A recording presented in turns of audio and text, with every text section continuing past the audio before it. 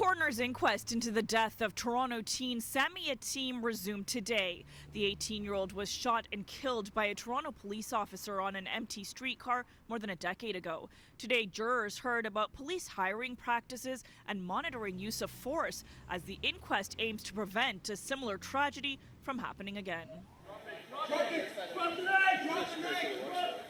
In July 2013, Yatim was alone on a streetcar and holding a small knife when he was shot 8 times by then Constable James Forcillo.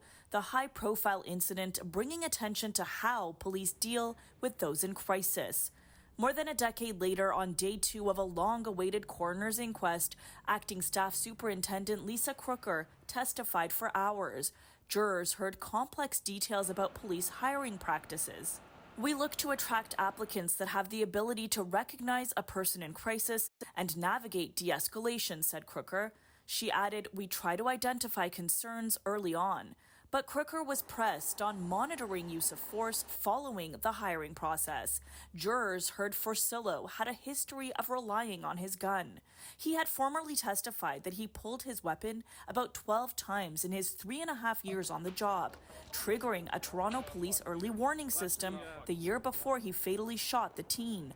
The lawyer representing Yatim's father and sister suggesting that intervention process seemingly failed. He asked Crooker, so police weren't doing a good job of policing the police back in July 2013. Do you agree with me? Crooker responded, it is a tragedy. There were significant gaps and challenges in that intervention opportunity. She added, there have been significant improvements as an organization. We owe it to the communities and to the membership to have those checkpoints and oversight and supervision. Currently, any officer who points a gun at a person 3 times in a 12-month period triggers the early warning system. Crooker says body-worn cameras have made a significant difference in monitoring the force.